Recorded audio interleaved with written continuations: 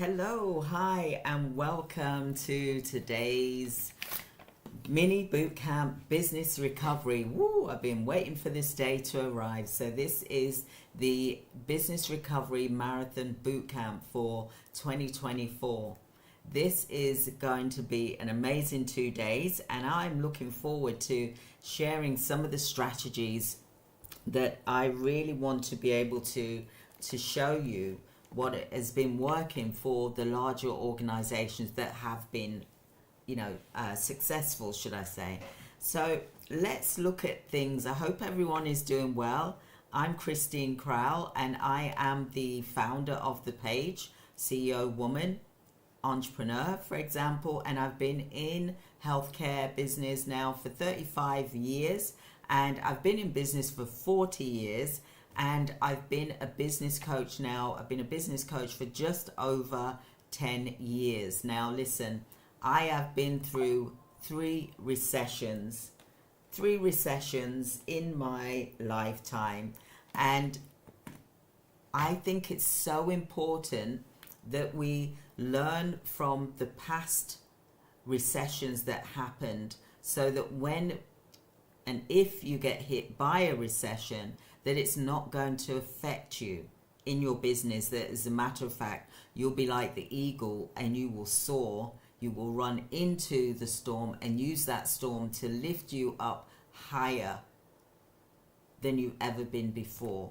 Now, welcome to my channel and welcome to the day one of the Business Recovery Marathon mini bootcamp. I call it a mini bootcamp, but it really isn't.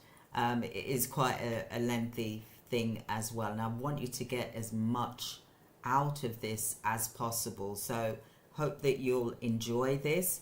And you know what, I'm so grateful to all the subscribers here for being here today, and also for really supporting me over the years to become to 35, just over 35,000 subscribers. I'm like so honored and blessed, and I'm grateful as well.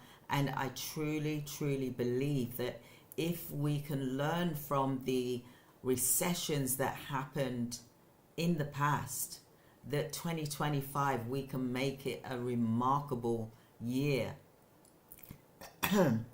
Now I'm going to drink my tea, as well as I'll be drinking some water as well, so you'll probably need to grab yourself the same. But like I said, I've been through three recessions. Now I'm showing my age here. Recession number one was in 2001. It was called the dot-com era. I don't know if anyone remembers that. Don't know if you remember that. If you do, comment here. And also recession 2008. I was in that as well. I was also in the recession when it was COVID 2020, for example. And now it looks as if we're possibly going into a recession for 2025. And I want you to be able to be the eagle, to soar and be strong, and use the storm to really push your wings higher, so that you can soar above and see what is going on in your business. But start doing that today. Start doing that now, in preparation for 2025. You're at such a strong advantage than where I was many years ago. Look, I've been in business for like 40 years, and I've had 3 recessions hit me. And each time I've always retreated back. I've shrunk, not like the eagle, going into the storm, forcing, being precision. I didn't do that. And I want you to be the eagle for 2025, because the eagle is just unstoppable. Look, the eagle, like I said, it lives up to 70 years. But for 40 years, it's fit. And then when it becomes when it's coming up to being 40, its feathers become heavy. It's weighing it down. or she is being weighed down. The beak is bent, so it's hard to get food. So what the eagle has to make that choice, a difficult choice, in order to transform, is to, if it wants to live, it can either die at 40, but if it wants to live, it has to go up high in the mountains and literally has to find a rock and break its own beak to form a new beak, so that it can then get rid of its talons and then pull its feathers out so that it's got new feathers. But this transformation takes months. It's not instant. Like all transformation, it takes time. It's not something that you just suddenly, we've all seen Wonder Woman many years ago, where they just turn around and they've transformed into this strength person, for example. It's not like that. It takes time. Transformation takes time. So like I said, the eagle, it renews itself. It's like a rebirth. It's like a total rebirth. And it then is able to fly stronger than before. And it is able to use the storm. It doesn't run away from the storm like what the small birds do. The small birds, they stay down low, and then the storm happens, they're hiding in the trees, praying that, they're not going to get blown away, for example. Whereas the eagle will literally fly into the storm and will use that wind behind the eagle to help it to soar higher. And that's what I want for you in your business. I want you to be the eagle. Yes, we can be the butterfly, but at the right time. At the moment, you've got to become the eagle. So welcome to the Business Recovery Bootcamp. It's going to be for 2 days, today and the 28th of December. I'm super excited for you, and I just want you to be able to grasp all of these strategies that you will need to use in 2025. For example, be the eagle. The eagle, like I said, there's just something so majestic, so strength, so strong. That's why the Americans have the eagle as part of its, its symbol. And I understand now why that is. And if you look at the documentaries of eagles and what they can do, it is remarkable. And that's why I want to educate you on this scenario, that we should look at the eagle strategy for 2025 in order to fly into the storms, not run away from the storms. See, the eagle often flies alone. It doesn't fly down on the ground. It's high up, so it can see like 5 kilometers away, so that it's able to be really precision and really focused. And that's how we need to think about the business that we've got for 2025. We need to protect it. We need to create a barrier. We need to create a crisis fund. We need to be able to create new systems. We need to restructure what the assets are in the business and get focused on that particular business so that it will be strong in 2025. And today's training, I'm going to go into that in more greater depth. But we need to be able to, realize this concept of the eagle in order to really grow your business. So let's dive in, okay? So the first part is that I want you to think about this, and you can take notes, but this is also being recorded as well. So I just want to welcome you all and thank you for being here to the boot camp. And today is about setting the foundations for recovery and growth in your business. Now, it's about resilience. It's about the eagle, and why I'm so passionate about helping businesses is because I've been through three recessions. I've been in business for 40 years, and you know, no matter how long you go, there's a few that, you know, get above it and survive, but there's a lot that don't. 500 businesses a week in the UK alone go out of business.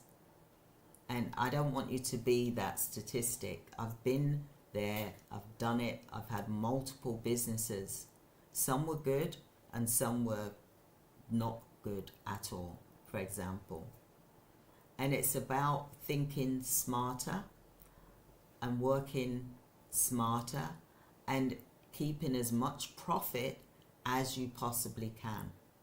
Because what you've got to think about is that profit is the one that's going to carry you through the hard times. If you're spending all of your profit, then you're not able to get through the hard times. So why I want you to create a crisis fund is so that you can get through any difficulties that you may face along the way. So I just want to go through a few things here. This is a mini boot camp, and I want to talk to you about that there will be a break halfway through. And if you've got time, I'd love for you to go back and look at the 30-day challenge for CEOs. Highly recommend that you do that. We are going to make that a membership, so please use this time whilst you can, while it's free, because it is going to be a membership, for example. So I want you to think about this. So what is the one thing that's holding your business back from thriving today? Are you able to comment here to say what is holding you back? I want you to share your answers in the chat, and then I will look at that later and I can read it, and I can also mention it tomorrow. So any questions that you may have, please do a comment. It might not show straight away because I don't like to see lots of comments while I'm doing my training, for example, but I will look at it and I will answer them as well. Within reason, it has to be relatable as well. So what is it that you think is holding you back? Maybe you're thriving in your business, which is really great and wonderful, but you want to learn some strategies here.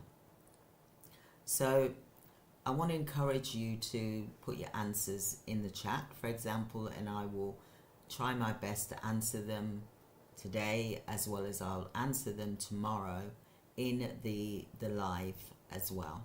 Okay, so I want you to think about the storm. Okay, when a storm happens, what do we tend to do? We tend to run inside, don't we?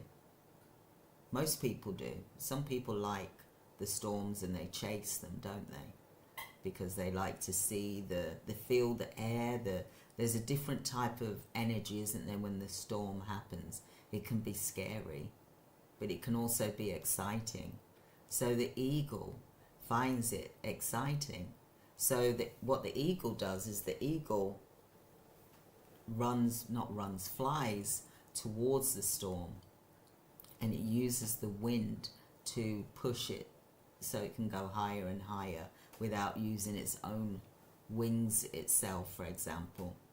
So it's important to identify your strengths and what your weaknesses are, but also to look at what opportunities are out there, and also if there's any threats.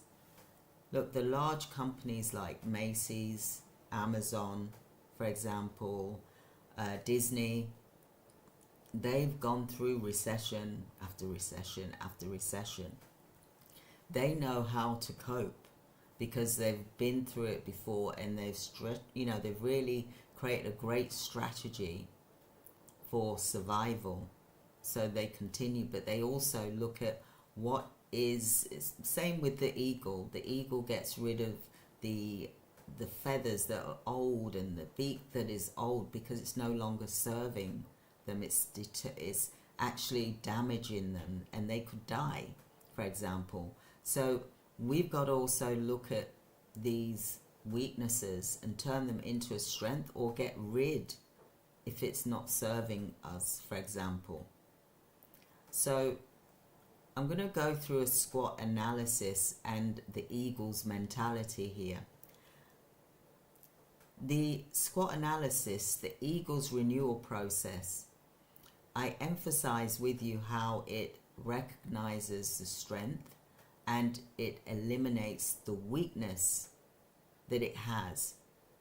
And we should be looking at mirroring the eagle by getting rid of the bent beak that it has, the talons and the feathers, to emerge even stronger. I want to encourage you to identify any outdated strategies that you're currently using, or practices that you're currently using in your business. And I want you to make a note of that and consider them as the old feathers that you need to shed, for example. So does that make sense to you? I hope it does. I'm just going to turn this fan off because it is getting warmer in here. So think of your business and that you're the eagle in your business. It's time to clear out the old to bring in the new. Look, the new year is coming. Now is the time to really prepare for this, so that on New Year's Day you are soaring like an eagle, for example.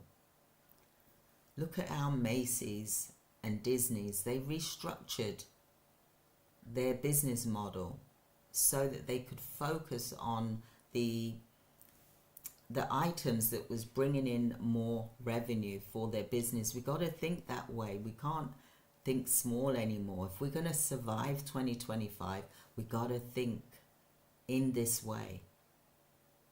So I can't stress it enough that this business strategy that Macy's used, for example, Amazon, etc., they eliminated the unprofitable segments of the business, and they then embraced the new opportunities to thrive.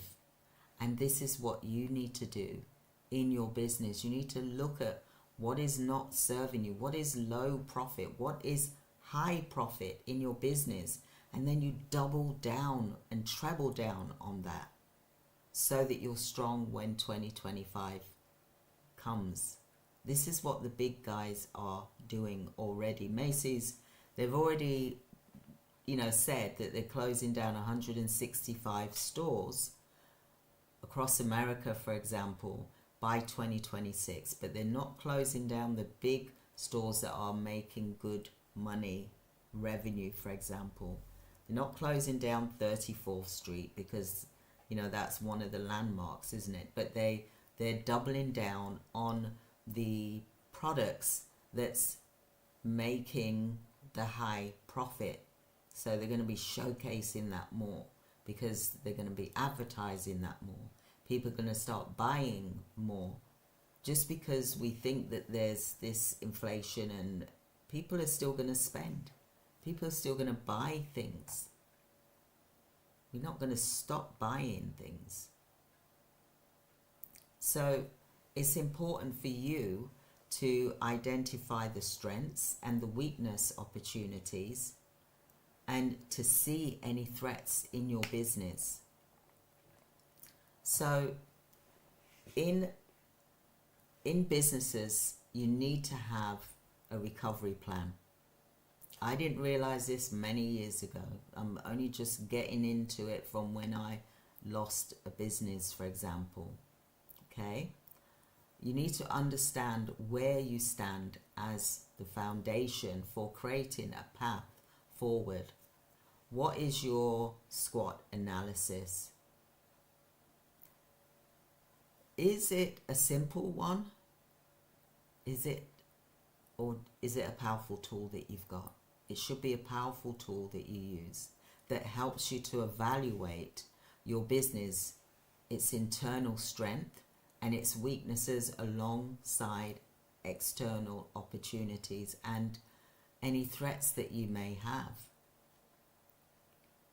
I've known from many years ago, I used to have an office and it was on 3-4 floors.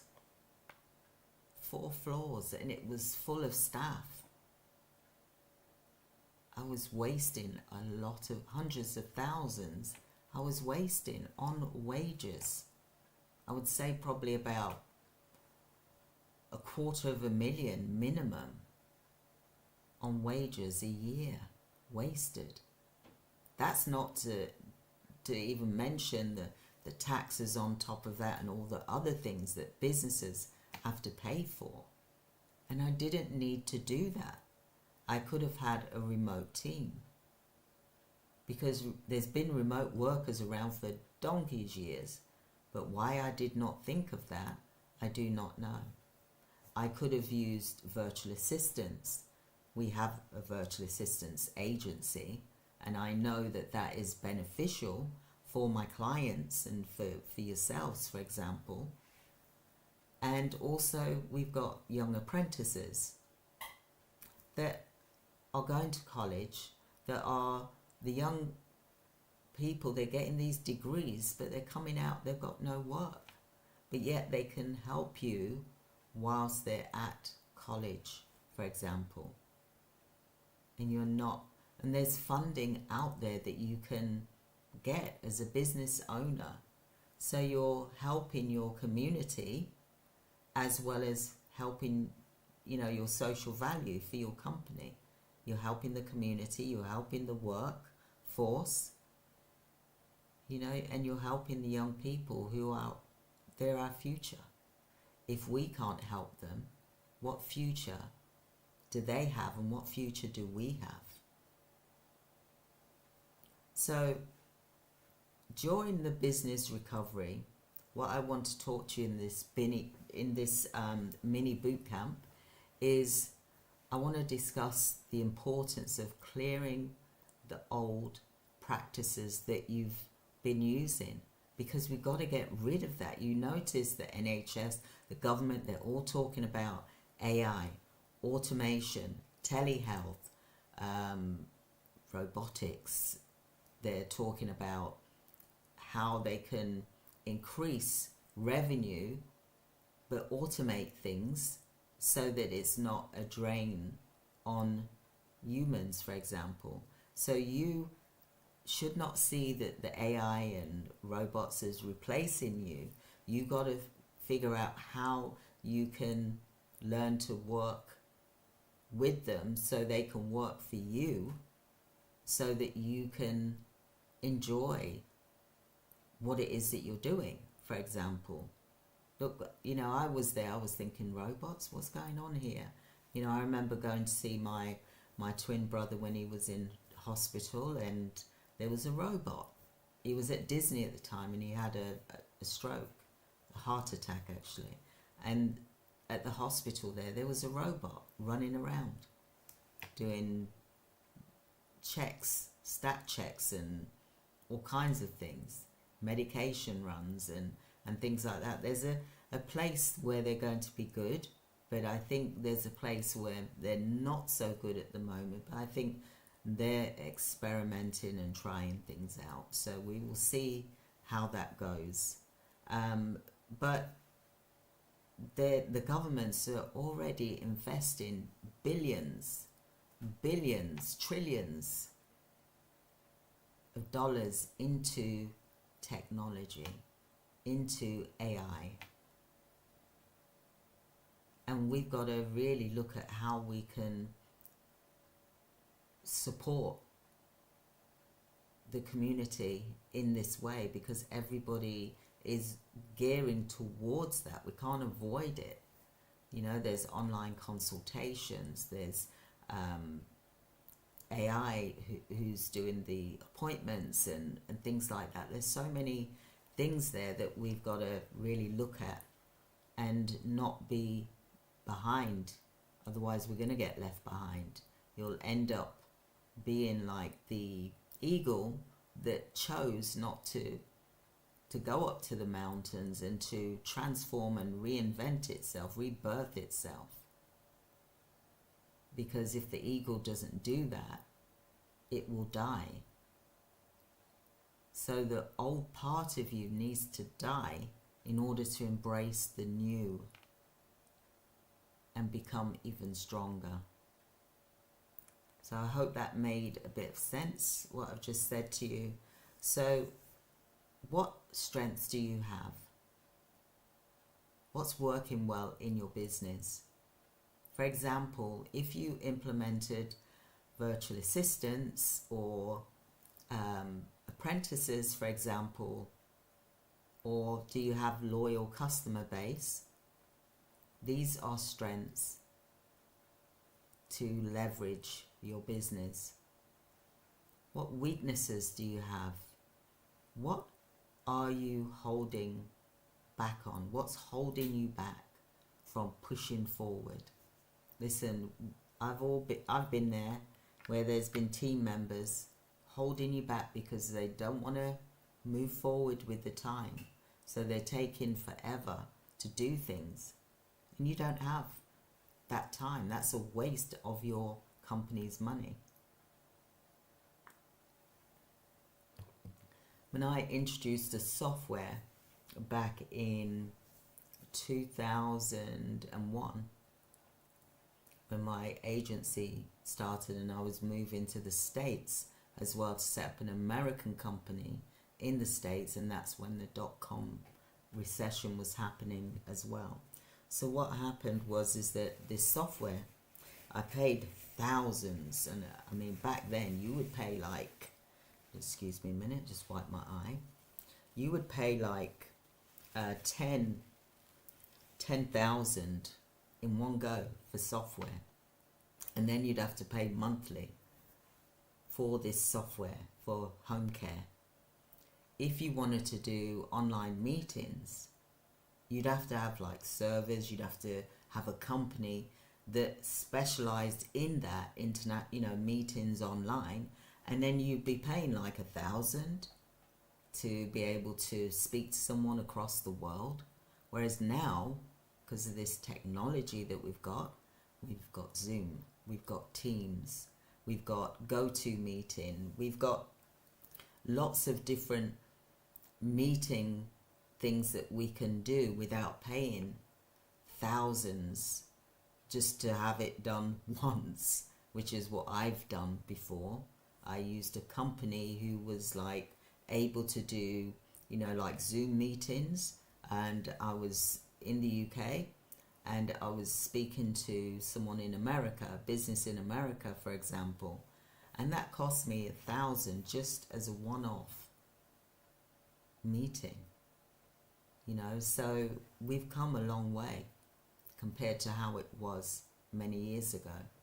So like I said, I got this software guy in to introduce this new software for home care. This was in 2001, for example, and it cost like £10,000 back then. And then I had to pay a monthly fee, but the staff that were in there, they didn't want to, they just was fighting against it. It was horrendous.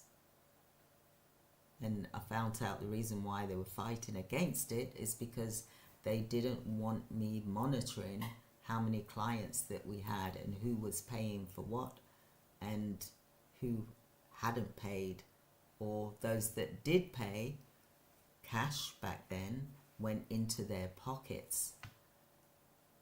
But like I said, we've moved so forward, and this training back then would take months. When I say months, it would take probably about 4-5 months to train. people to use the software for home care. How ridiculous is that? Things have changed, and I wanted to show you the difference of where we are now compared to what we were like back then.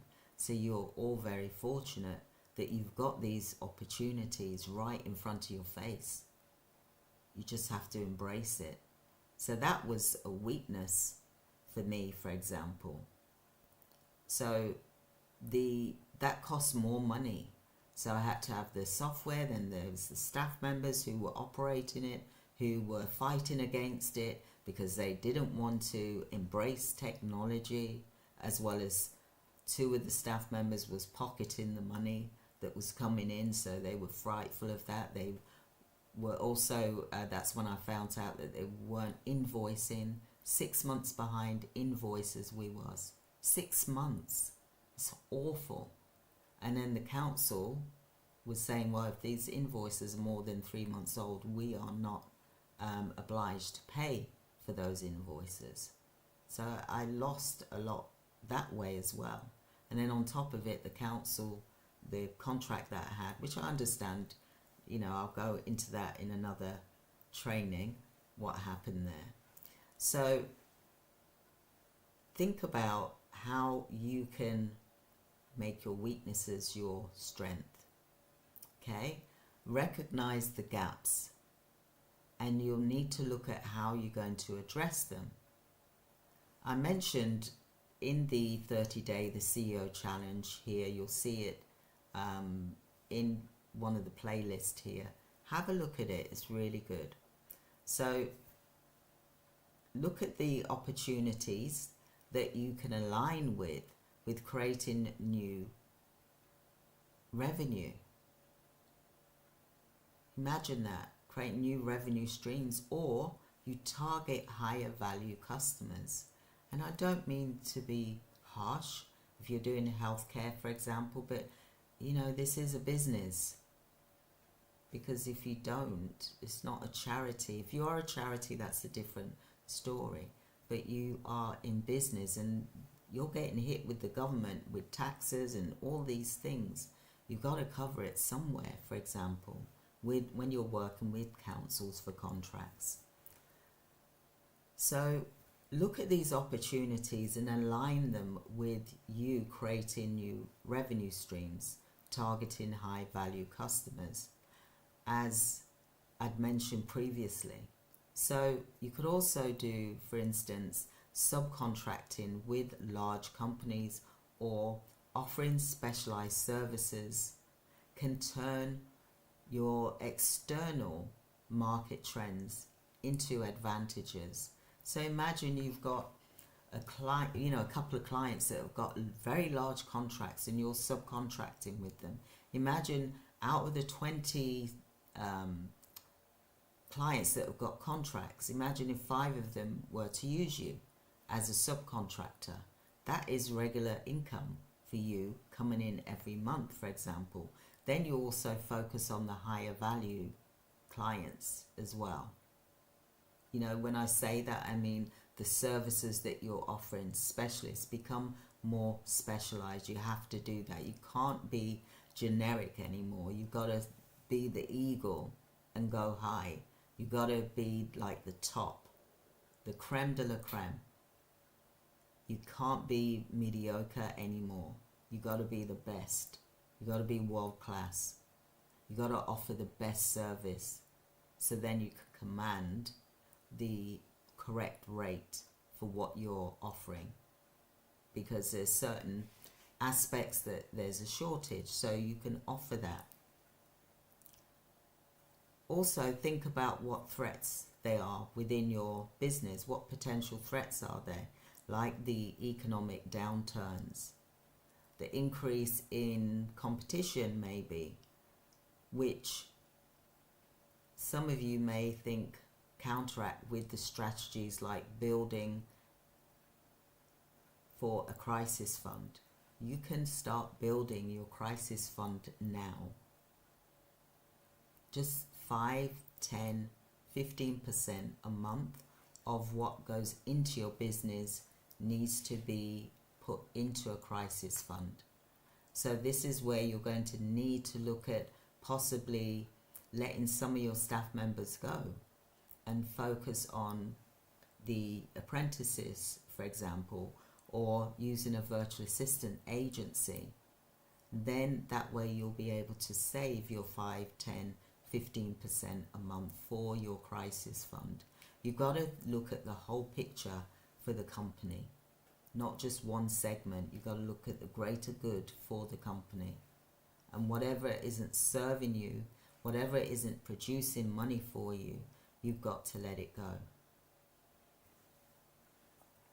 Right, so eagle mentality again, and the SWOT analysis. The eagle metaphor fits perfectly in what I'm saying here. Just as an eagle, its old feathers and its regrows stronger ones. So your SWOT analysis is your moment to shed inefficiencies in your business, to strengthen the core and prepare for your growth in your company. You got to, otherwise your business is gonna die. Strengths: your wings to soar, build on what is working, like your ability to adapt quickly or innovate. You got to start innovating. You got to look at adapting quickly. Don't wait for the April, if you're in the UK, don't wait for the inflation to hit you. Start doing it now. Look at it as if it's happening now. What can you do now to protect yourself for 2025? And believe me, you will come out stronger than the others. Just like what Macy's have had to do, same as Amazon, same as Disney, for example, what they had to do during COVID. They went online, didn't they? They dealt with a lot of merchandise and things like that. They sold more. So they didn't shrink. They grew. So we're going to go through applying the SWOT analysis, and what I want you to do is I want you to conduct a deep dive into your strengths and weaknesses. Hold team meetings to gather insights. You need to start doing that now. I know it's the holiday season, but start doing that now. Hold team meetings to see what is happening in your business. What are we strong at? What would you say we are strong at? Just have a conversation with them. What do you think that we're weak at? And then you can then build from there. And you'll be able to see whether it makes sense as well. Because sometimes it really depends as well how many staff members that you've got, because there could be a group of staff members that are really just wanting to protect their job, and they'll say the wrong things in a way that's not good for the company. So always be aware of that as well. Look, I had it where staff were saying that they were in the office and they weren't, and there was 2 people covering while 1 person went in the office and was trying to do work of 3. So let's look at this in a realistic way. So what are your threats in your company? You want to be able to prepare the crisis fund and develop a resilient framework to protect against any inconsistencies in your business, any weaknesses, and you want to protect your opportunities to the highest level. So like I said, you need to speak with your team members, gather insights. Another thing that you can do is you can prioritize opportunities and address the weaknesses. Act on your let's go, do it mentality by eliminating practices that no longer serve you. So create a list. Say, let's create a list. Let's create a list of what's no longer serving us. in the company? What do you think is outdated in this company? Have a team meeting to talk to them about it. Then another thing that you can do is you can develop strategies to mitigate any threats. So build and refine your crisis fund and also your contingency plan. You want to review and align your SWOT findings with your 2025 readiness plan, ensuring that you're prepared for amazing growth, sustained growth. You've got to look at what Amazon, what Macy's are doing. You know, look at what the big companies are doing right now and study them and emulate them, but in a smaller way, because you can't go wrong by doing that. I didn't think in this way many years ago, you know, and I could have if I followed what they were doing, but no one taught me this. I had to learn for myself from my own mistakes. So by you committing to revisiting your SWOT analysis, because a lot of you've got business plans, you've got your SWOT analysis, but it just gets done, and probably majority of you may not have done your own business plan, so you don't really know what it means and what is in your business plan. That's why you have to work together to build your business plan. You cannot expect a company to set up your business plan for you without your input, because that company is not going to know what you're thinking inside your head and what you want to achieve fully for your business, for example.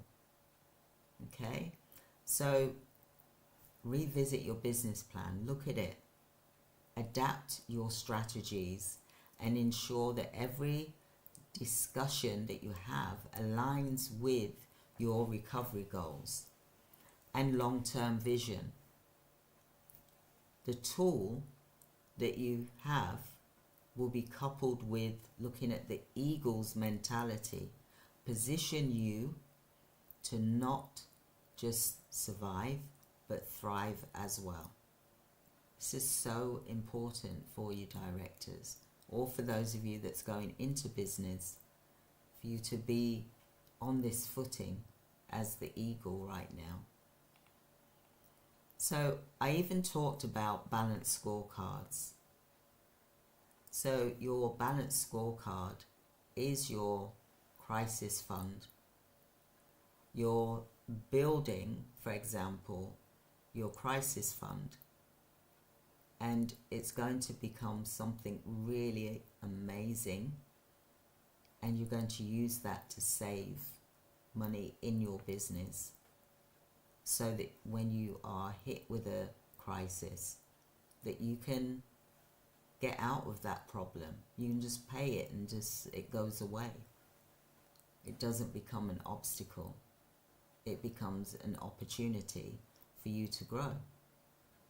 Look, even Macy's, they're looking at selling. They've got their real estate as well, so maybe they're looking at selling it, so they've got money to put in to the e-commerce, for example, online business.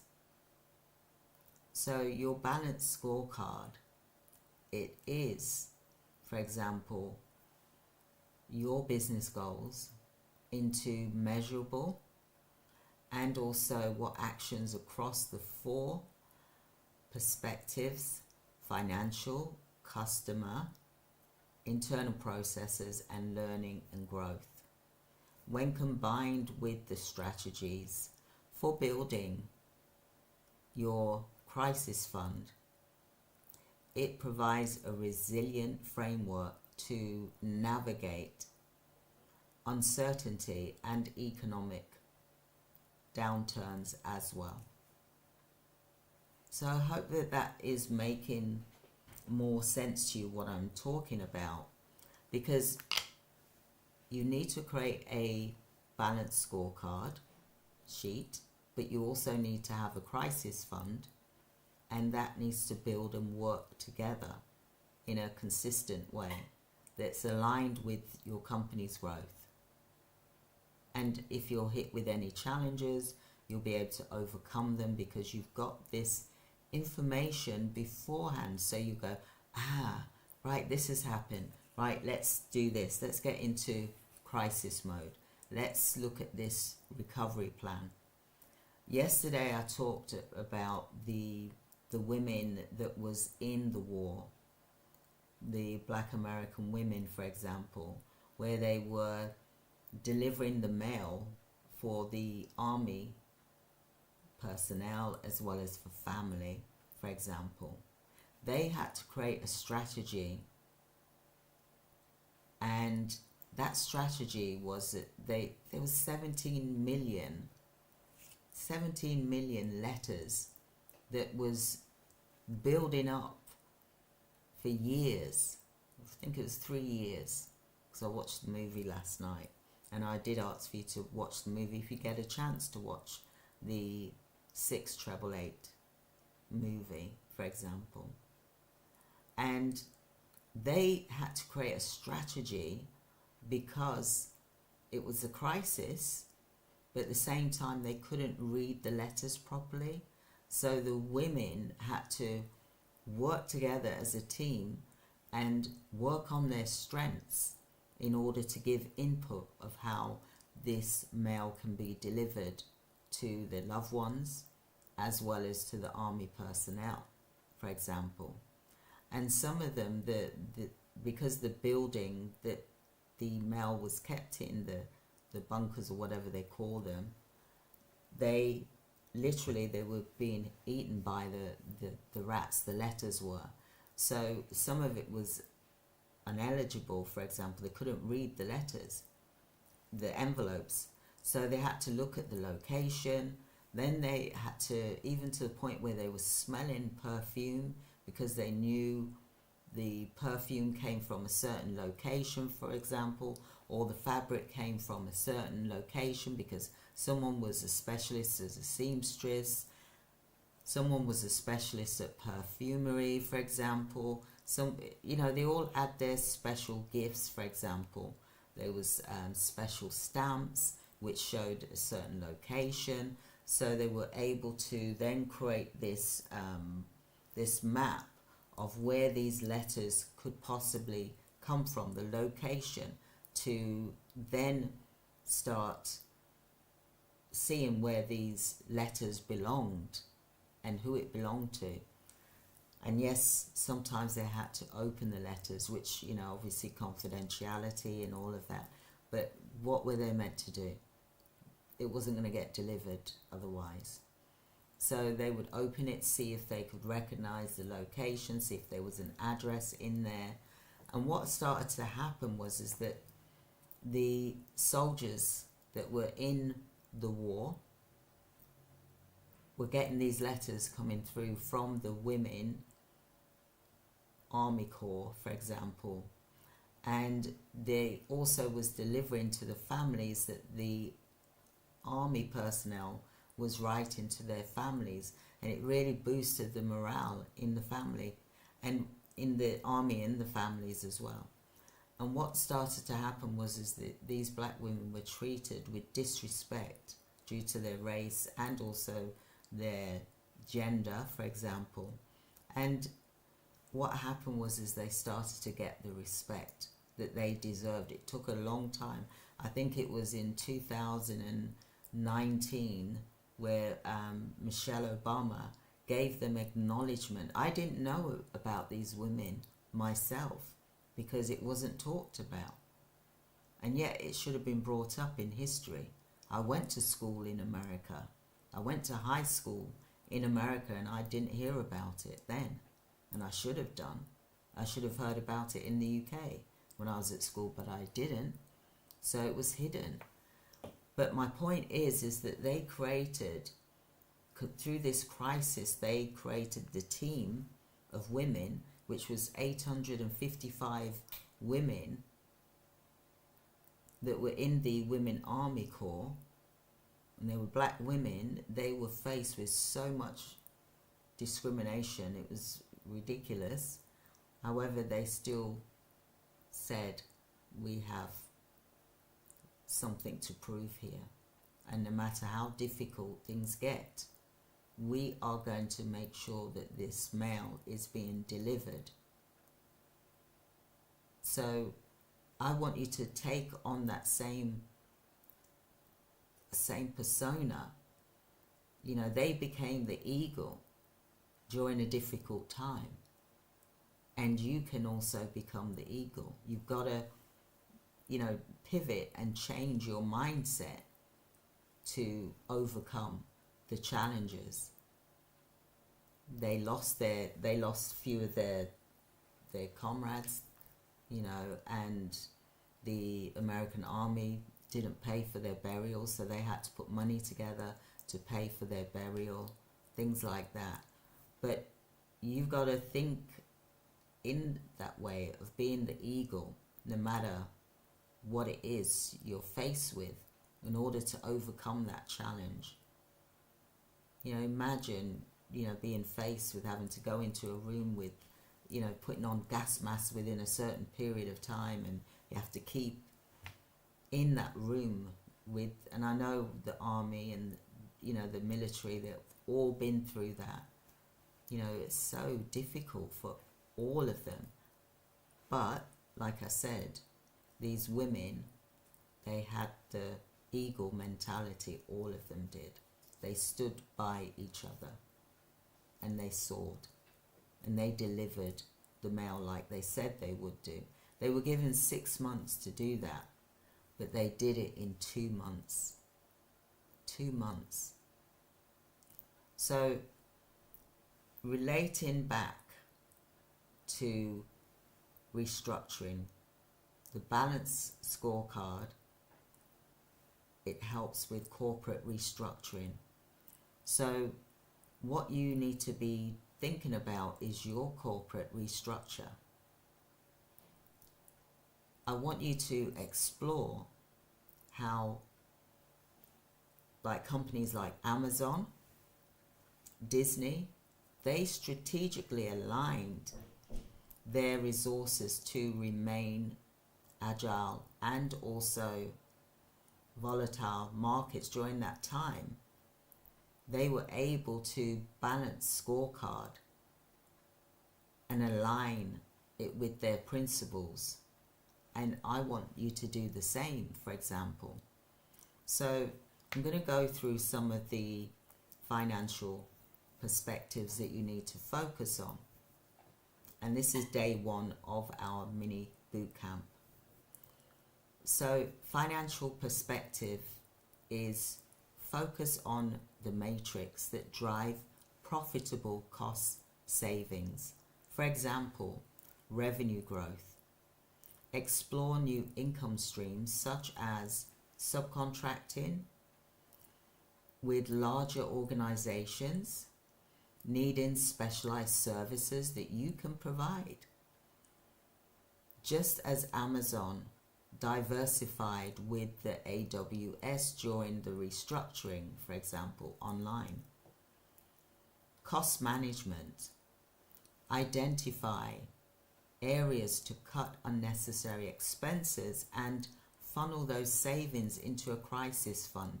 You have to do this for the good of the business, as harsh as it sounds. Don't let your ship go down just because you feel that everyone should go down with the ship. No, you've got to save the business.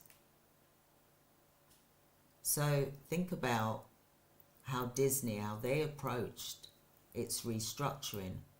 And I've got a video here and here about where I talk about restructuring assets. Investments in profitable ventures.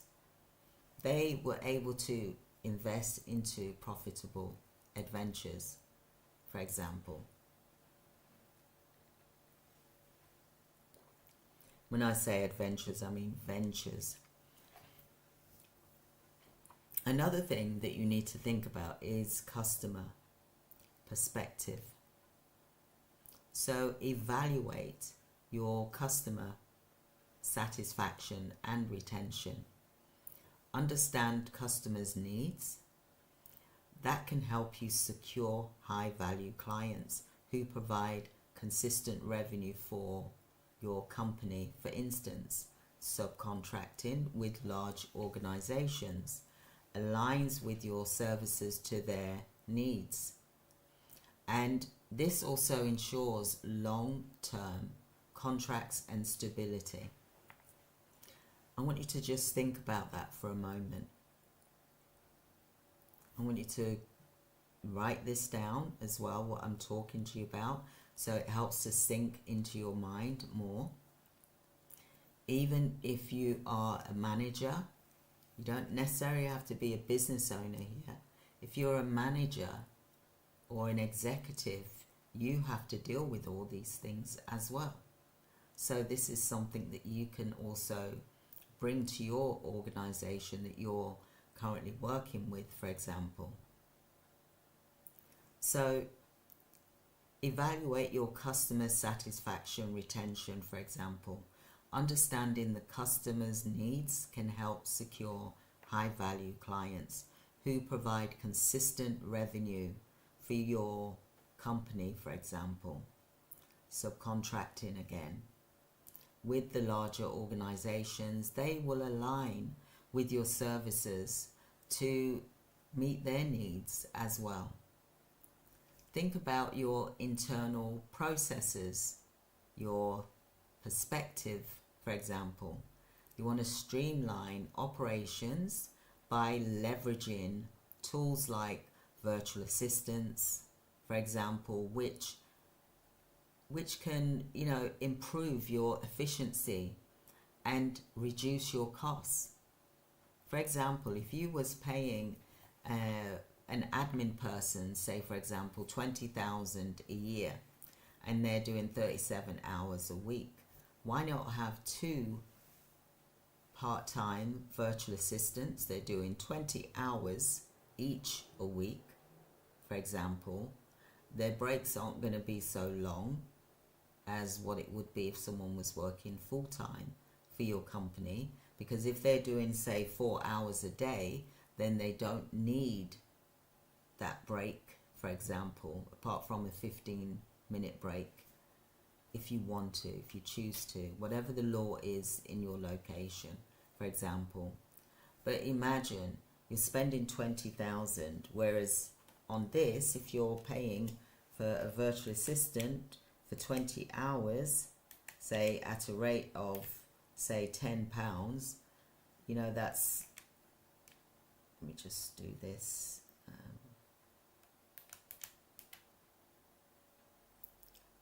So you've got a virtual assistant and you're paying, say, 10, if you're paying an agency, you're paying £10 an agency, for example, per hour. And you could have someone that is usually doing 40 hours a week and you're paying 20,000. Get someone to do 20 hours a week. They're going to be more focused and get the work done, and you're paying 10,000 a year, for example, instead of 20,000, 25,000 a year. Because when you're paying 20,000, you've got to think about holiday pay. Then you've got to think about, national insurance, employers' national insurance. So that 20,000 that you're paying to someone turns out to be, say, 30,000 a year. Once you think of all the holiday pay, the national insurance, the pension, for example. These are the benefits, for example. These are the things that you need to think about. What is the viability here? You could save that money and put it into a crisis fund, for example, for when your company gets hit by a storm. So then you'll be like the eagle. You won't hide like the smaller birds. You will fly into the storm, and you'll be able to fly higher by using its wings, because you would have paid to get out of any difficulty, for example. So then you are then renewed. So your internal processes, streamline your operations by leveraging, like I said, virtual assistants. There's also apprentices, which is apprenticeships where you can pay £7.55 an hour, for example. There's also grants funding out there as well. They're working part-time. You're helping them with training. You're helping them with their future. You're helping the social value in the community as well. We're all working together and rising together, for example. So learning and growing the perspective, for example, is important as well. So invest in training and also uplifting your team to adapt to challenge as well as the market dynamics as well. So this will align with focusing on fostering growth and leadership resilience within your organization, for example. So the next thing I want to talk to you about is building a crisis fund using the balanced scorecard method. Now I do have a video here. I'm going to put the links here for the crisis fund and the balanced scorecard, as well as restructuring assets as well, here in the video for you to, when you've got time, to have a look at. So the crisis fund, it ensures that your business can weather the economic downturn or any unexpected challenges that you may face. So here are some of the principles to help balance scorecard help you in terms of, in regards to financial resilience.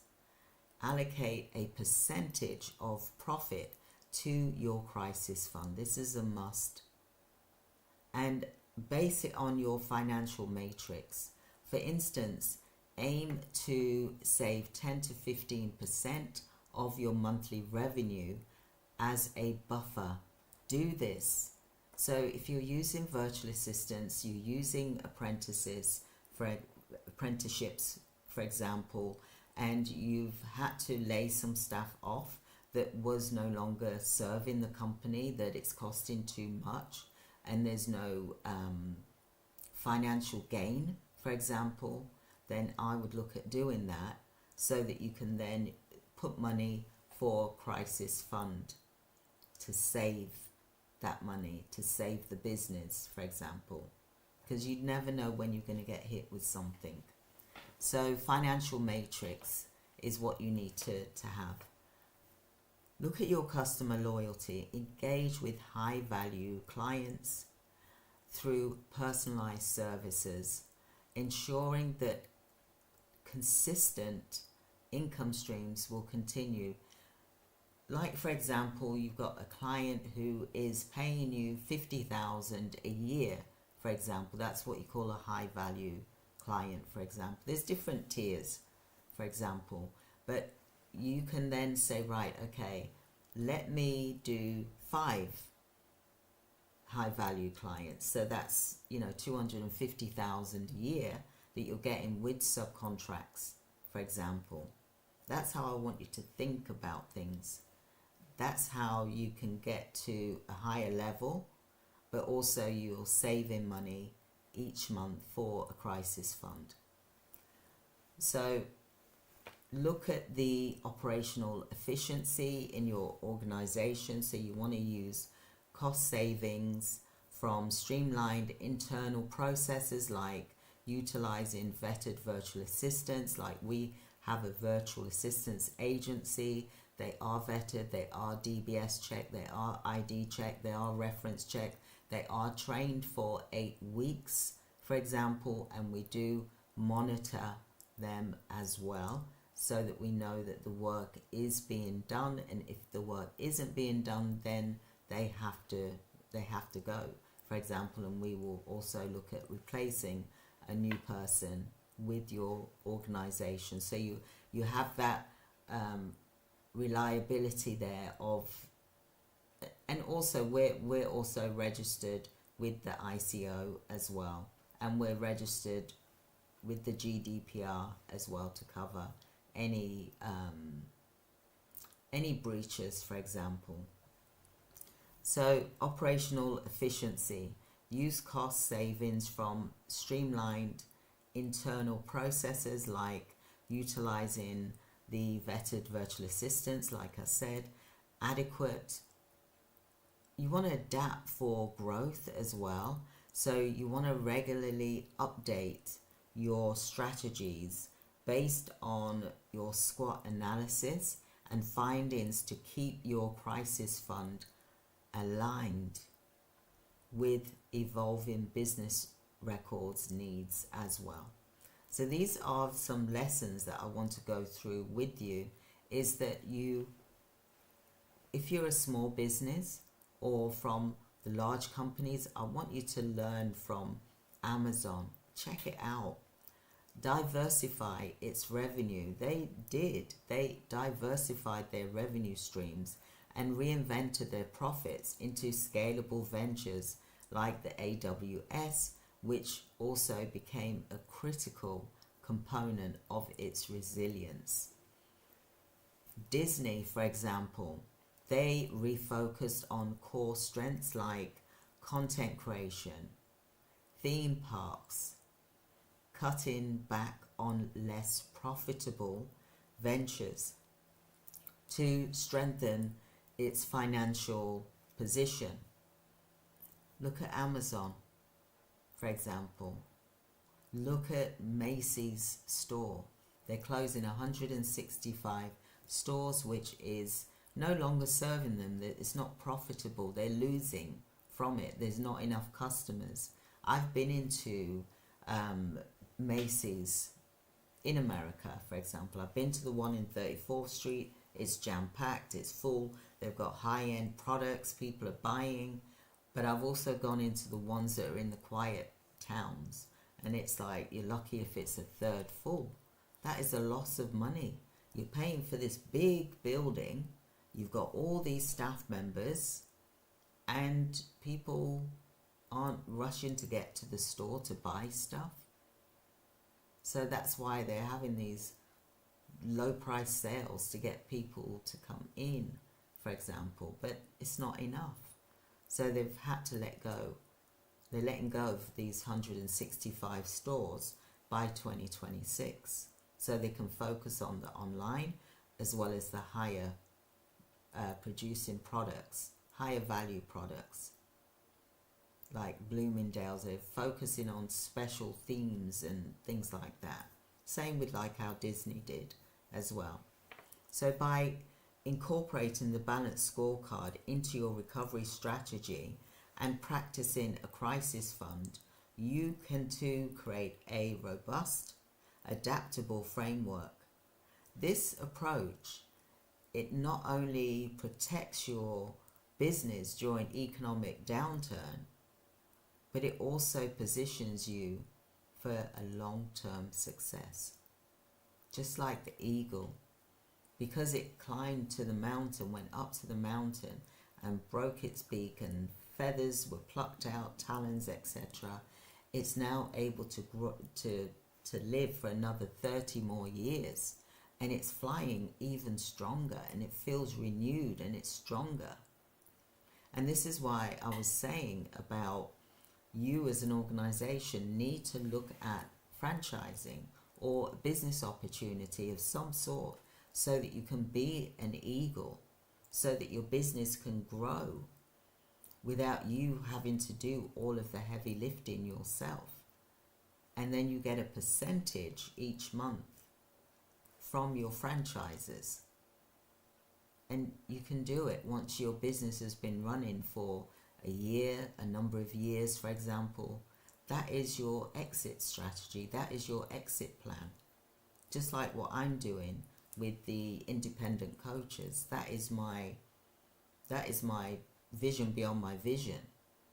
You know, like I said, I want to semi-retire next year, three days a week. There's no way I'm retiring, because I cannot be just not doing anything. So I've got too much energy. If you know me, my family's know me as well. I've got too much energy.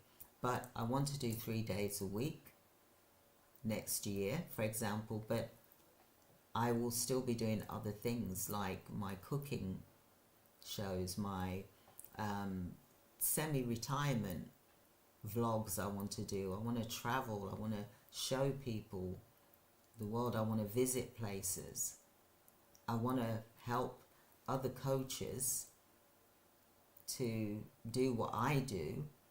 And if that's you, then, do book a free 30-minute appointment with me and join the coaches that we've currently got. We've got 2 already, and we're looking for no more than 10, for example, for 2025.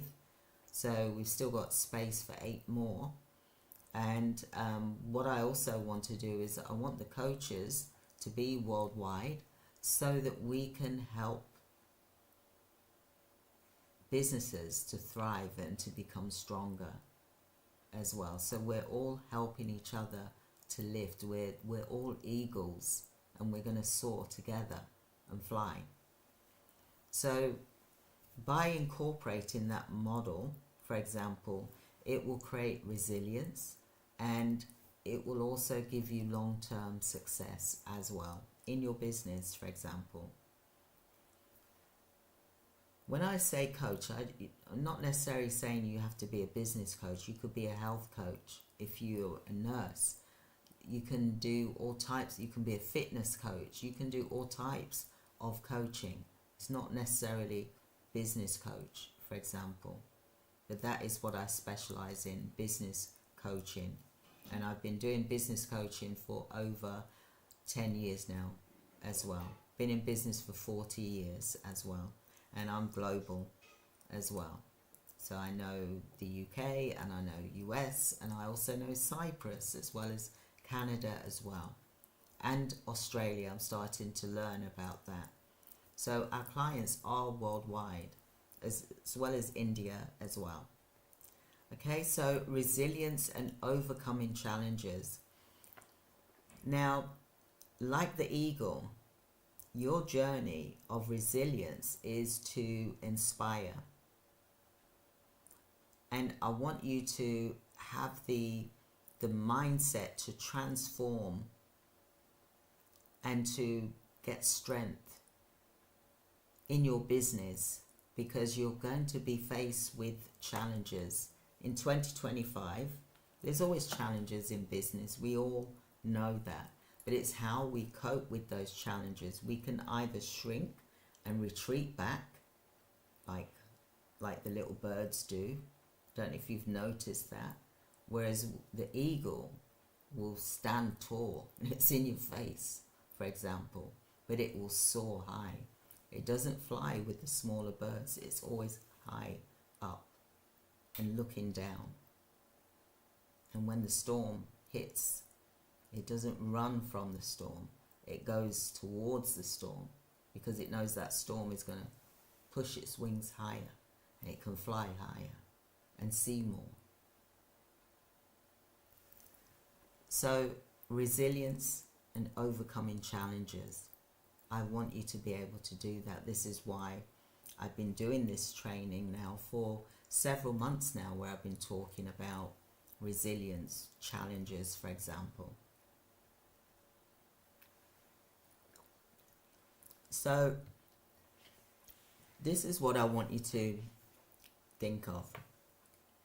Now, I'm going to talk to you about virtual assistants insights. And by delegating your tasks to trained virtual assistants, and I mean trained virtual assistants, and I mean trustworthy virtual assistants that can free up the CEO's time, your time, to focus on strategies for recovery, because that is what you need to be focusing on. As CEOs, you've got to look at what your business recovery strategy is, so that when the storm hits you, you're able to cover and cope, and you're not running around frightened and think, oh, I can't cope with this, that's it, I'm closing the business down, I've had enough. Plan now. Plan it now so that you know what to do when the storm hits you. that you've got that crisis fund there, because that's why businesses go out of business, because they run out of cash flow, literally. And this is why if you've got the savings, you've got that cash flow, and it should get you out of any difficulties that you're in. So like I said, there's the apprentices that you can use. There's the virtual assistance agency, which we have, that you can use. So if you're interested in a virtual assistant, then, you know, book a free 15-minute appointment so that we can talk to you about our virtual assistance agency that we have. And our staff members are trained in healthcare, for example, but we do have some nurses on board now, which is absolutely amazing, that can help you with, if you're doing healthcare, that is. They can also help you with social media. They can help you with emailing, calendars, all of these things that you shouldn't be focusing on, they can help you with. They can also help you with bookkeeping as well, but you need a trained bookkeeper, not just anyone, okay? That's important, because there's different types and different levels of virtual assistants that you need in an organization, for example. Okay, so let's look at where we are now. So think about what goals that you are going to be able to put on your SWOT analysis worksheet, and I'm going to give you that tomorrow, so you must stay to the end. And I also want you to comment SWOT analysis so that I can send it to you. But what I'd love for you to do is to book a free 30-minute appointment with me. I'm going to put the link here in the description so that you can book a free 30-minute appointment with me to talk about your SWOT analysis as well. I want to encourage you to really think about your business recovery, because even though you may be a CEO, you may be an executive, but you still need to be aware of these things.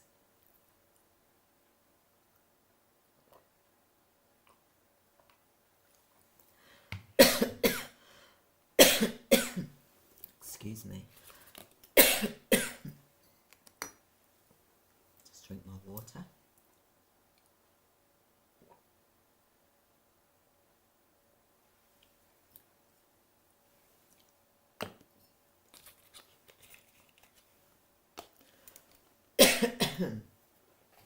So what I want you to be able to do is to look at your renewal.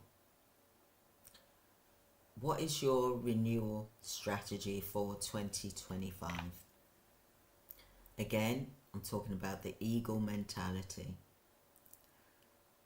The need for you to shed your old habits, your systems, and your strategies to thrive.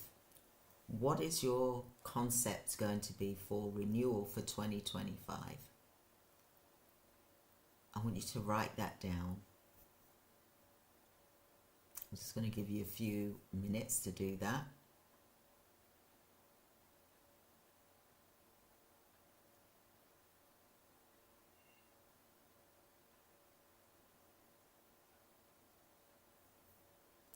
The next question I want you to answer, so I hope you got your notepad and paper or journal out.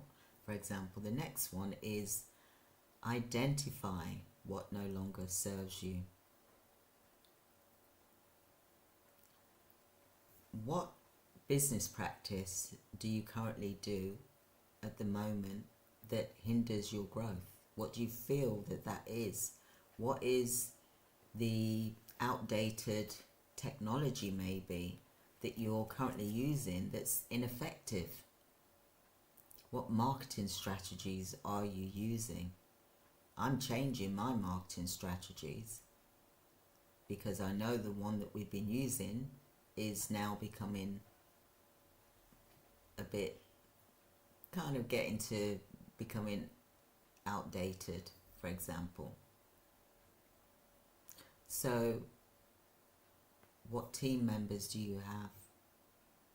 And this is a sensitive one for some of you, but maybe you've got poor team dynamics.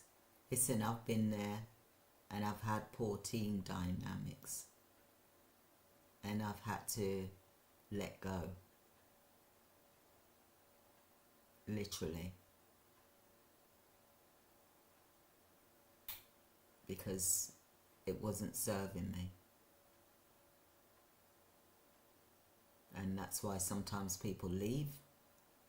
Sometimes we have to let them go because they know that they are not up to scratch.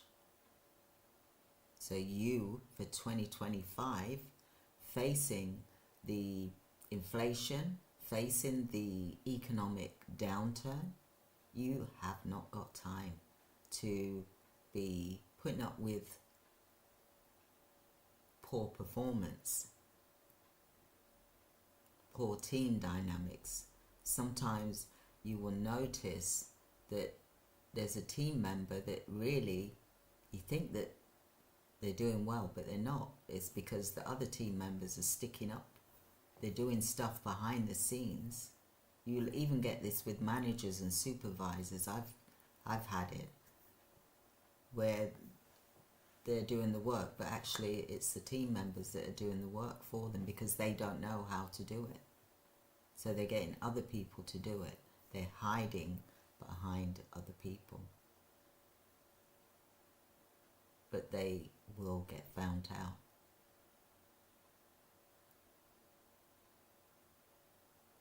And what you'll see is that sometimes they're creating a toxic work environment by saying that, oh, this person isn't doing their job, or that person's not doing their job, when actually it's them that's not doing their job. I had one staff member, she was taking photos and distorting messages to suit her needs. You don't want that in your business, so be mindful of when you've got toxic environment in your workplace, because it's not good. Sometimes you've got managers that are, they're not really bothered. They're just there for a wage. That's all they're there for. They're not helping you. They're not helping your company.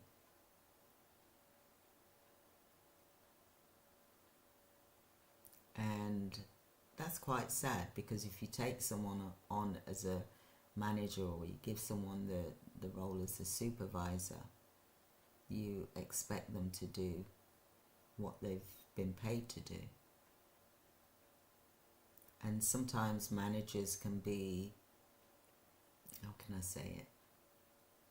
And I'm not saying all managers, I'm saying some here, some. So just bear that in mind, what I just said to you.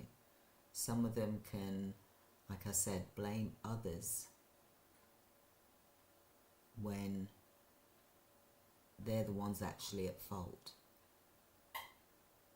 So CEOs, be mindful of this. Don't believe everything that you're being told. Find out for yourself. Make sure that you do your research and to see whether it is true or not.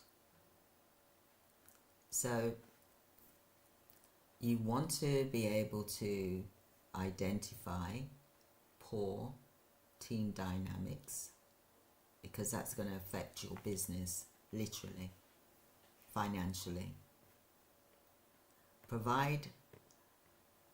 You want to be able to provide transformation through this strategic change, and you can, but you've got to get rid of the poor performers, because they're not going to help you to grow your business. They're just there for a wage. As soon as your back's turned, they're not doing what they're meant to be doing. So you've got to sharpen the saw, and you've got to look and evaluate every single staff member that you have, and make sure that they're doing their job effectively. Because you're not paying them to do a bad job. You're paying them to do their job. So what I want you to also think about is creating that list. Call it a let's go list if you want to, of areas of change, or eliminate. What you're going to eliminate in your business. What you're going to change in your business. Because you have to. In order for you to grow, you've got to be the eagle. You've got to let go of the old that's not serving you, in order to become stronger and new, and to become relevant, and to be able to master what it is that you want to provide. So I call this the resilience framework, building a resilient framework. Now, I go into this in more depth in our paid bootcamp, but I am covering some of it over the next, today as well as tomorrow, for example, because businesses need to be aware of this as well. So we mentioned about the 4 perspective: financial. I want you to write it down: financial, customer, internal processes, learning and growth. You want it to be measurable goals, okay? So the financial, there's strategies which you can use, and I'll go into that in more depth, but I'm just talking to you about it at the moment. The strategies for managing cash flow and restructuring your debt. How are you going to deal with that? So you're going to manage your cash flow. What strategies are you going to use? And how are you going to restructure that debt? For example, you can introduce subcontracting opportunities and partnerships, collaborations to work with organizations. You're going to be building a crisis fund and you're going to open up an account so that you can create that crisis fund, for example, for your organization. And really, this should really start we're looking at January anyway, so start that the first week in January. Get that account open, call it a crisis fund. Let your bank know that you nickname it crisis fund, and you put away 10%. And if you can't do that at the moment, then you need to look at your staffing and to see what is beneficial to your organization, what is money generating for your organization, who is generating money for your organization. Your frontline staff, if they're doing the work, for example, but the office staff that you got, are they generating money for your organization, or are you paying unnecessarily when you could actually cut down either their hours, or you can let them go and get a virtual assistant in, or you can get a apprenticeship, for example, and then you can use that savings and put that into your crisis fund. So that can start in January, for example. Depends how long you've got to give notice as well. Usually it's it could be a week, it could be 2 weeks, it could be a month. You have to look at what your job descriptions, your employment contracts say. I always look at now I don't have employment contracts. I have self-employed contractors. They're self-employed. None of my staff for years have been on my payroll, for example. They're self-employed. The last time that was in 2021 that I had staff that was employed in the Cyprus company, for example. Everyone else is self-employed contractors. That way I'm not liable for all of the other expenses, for example, for having an employee.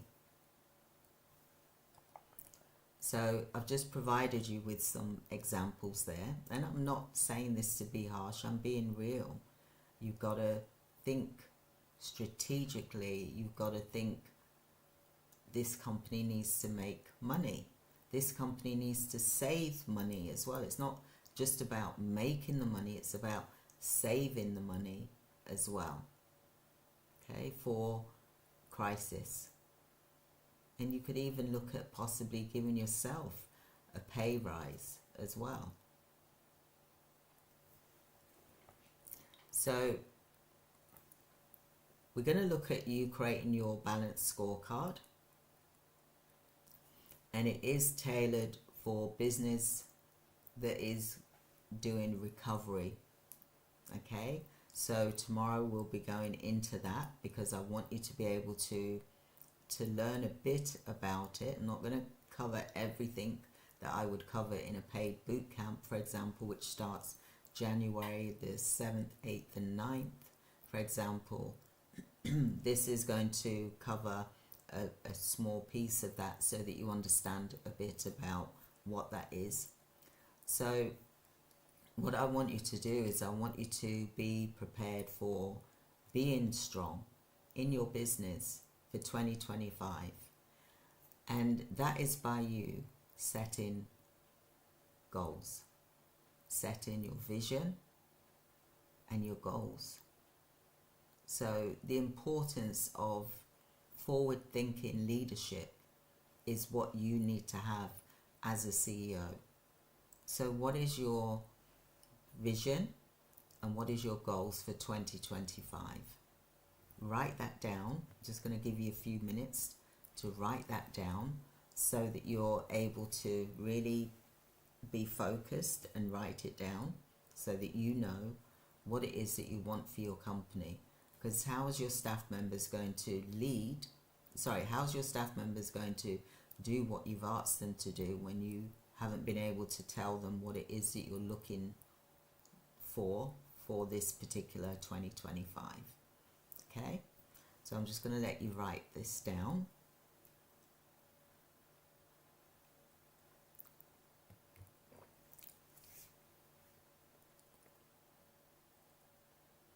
So what trends do you think is happening right now for 2025? What can you think about that's going to happen in 2025 that you should be prepared for? I want you to write that down right now. In the UK, for example, there's the inflation. There's the employer's national insurance has gone up, for example. But then there's lots of other things that have gone up. So what is it that you can predict for 2025 that businesses should prepare for? And you should prepare for a crisis fund, because to pay for any unexpected fees, expenses, for example, due to the inflation of 2025, you may need to think about getting a smaller office. If you've got an office, that is. You don't need a big office. You can have team members working remotely. It's going to save you a fortune. If you've got an office, say for example, if you've got an office in London and you're paying like 5,000 a month, and you've got all these staff members, and it's not even that big. 5,000 really isn't a big office, for example, but it's 5,000 a month. Whereas if you shrink that down, move location, get a small office, have hybrid workers if you must, for example, then that's going to save you a lot of money. So you could be paying, instead of 5,000 a month, you could be paying 1,000. So that's a savings of 4,000 a month that could be put to good use, amongst, as well as the other bills that would come with that 5,000 a month. So I want you to look at breaking down your goals into long-term goals. What are they? Into quarterly goals. What are they? Into monthly milestones. What are they? So this is where we have a document, which is the 2025 readiness plan, for example. But you can use a piece of paper right now and write that down. What are your long-term goals? What is your 10-year plan, for example? What is your 5-year plan? What is your 3-year plan? What is your 1-year plan? What is your quarterly plan? What is your monthly plan? And then what is your weekly plan? Just give you a few minutes just to think about that.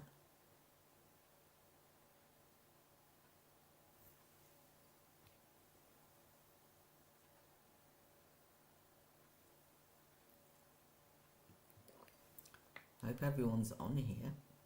I haven't even looked. Hello. Hi everyone. I'm so into this that I'm just focusing on, I want to give you so much information.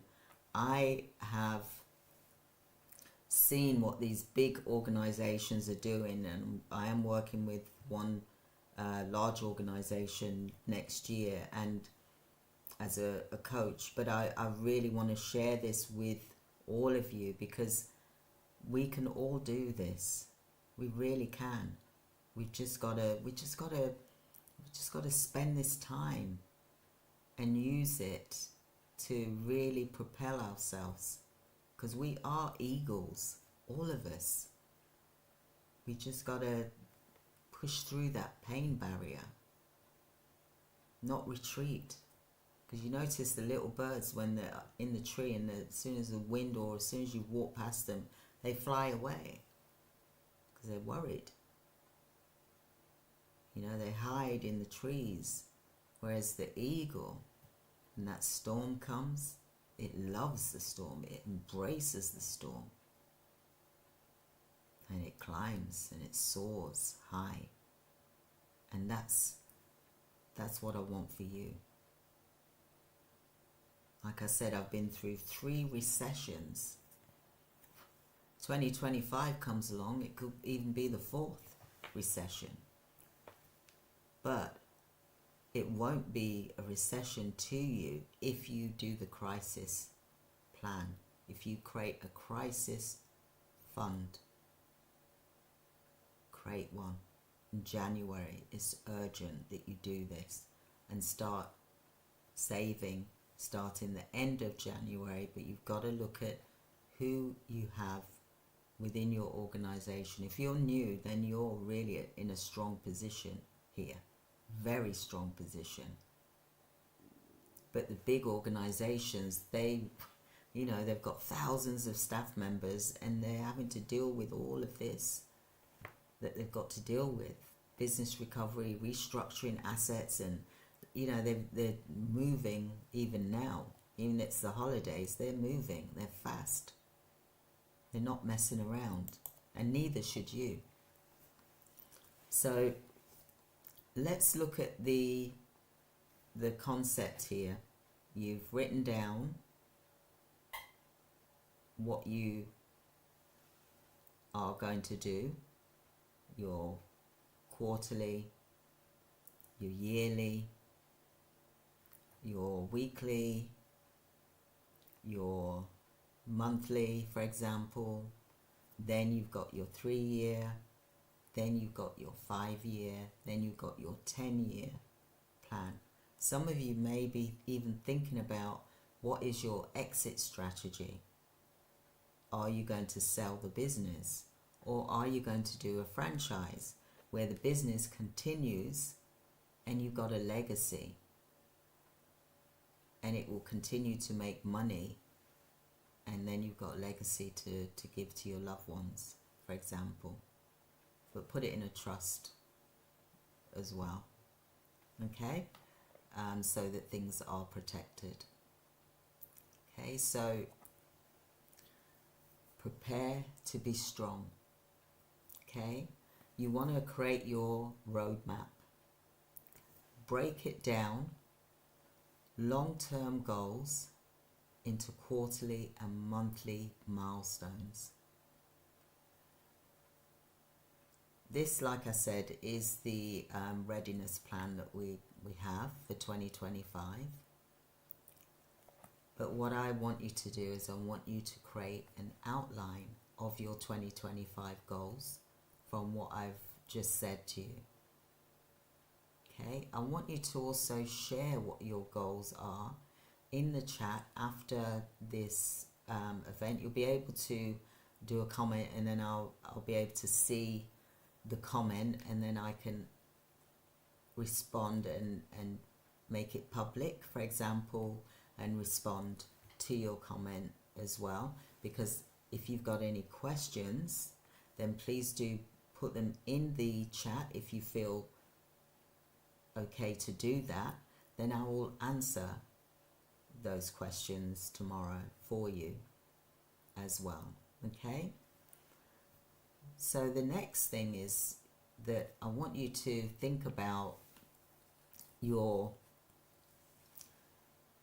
what you're going to do the next 30 days.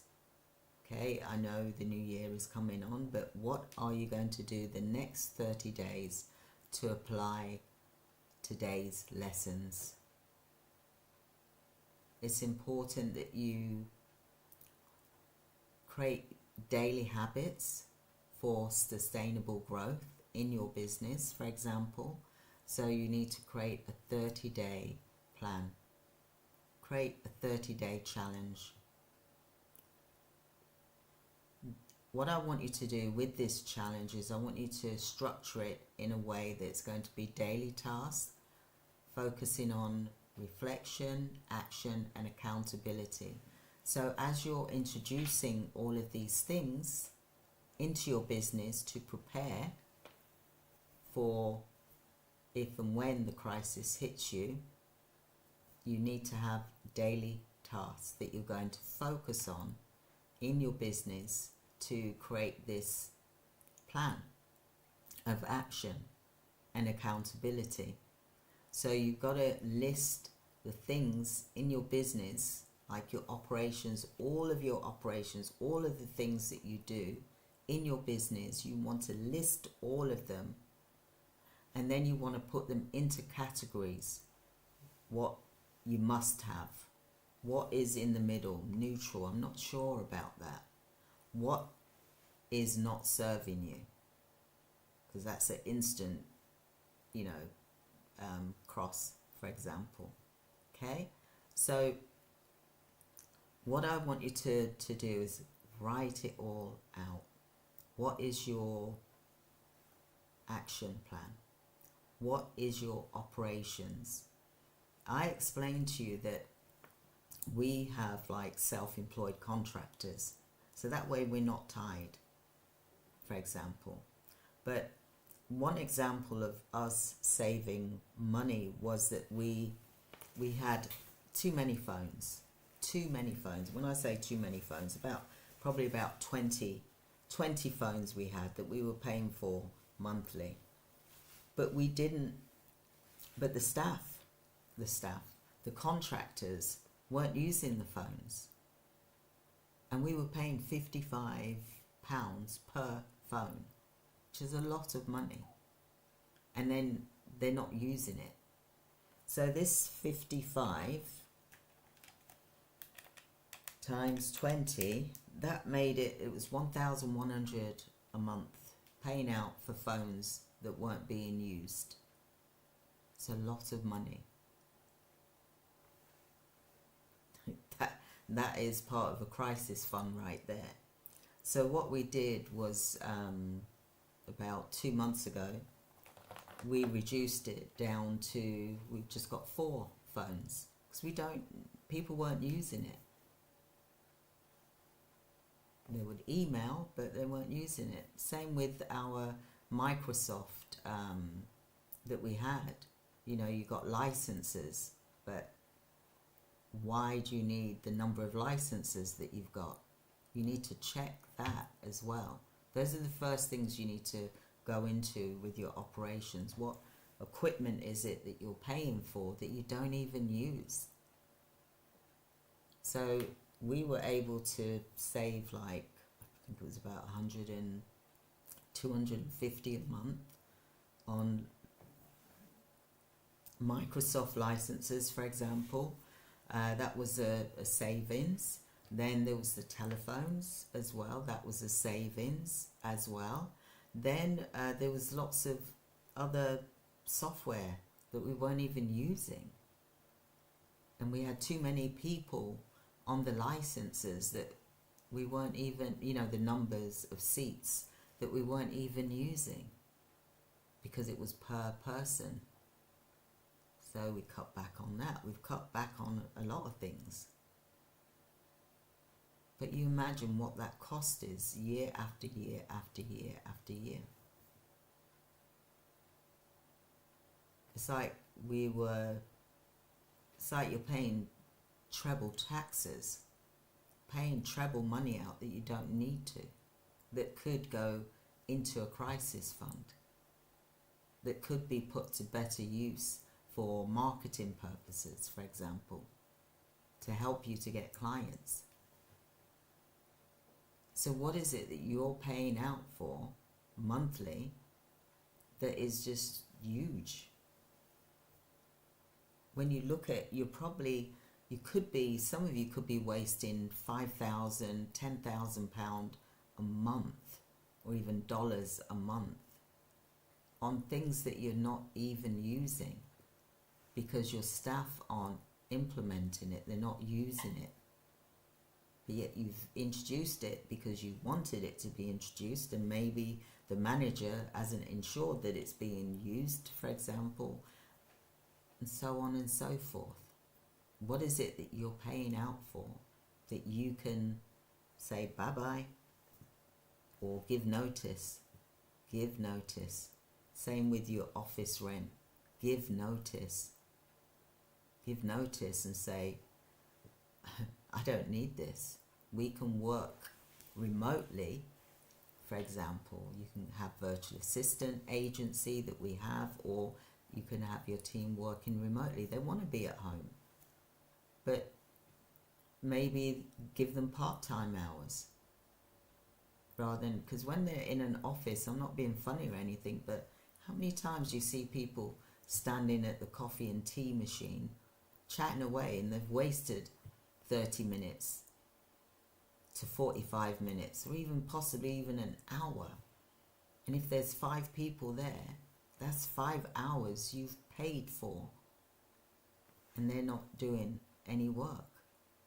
And it wasn't necessary, because all they had to do was go and get their coffee at the machine and come away.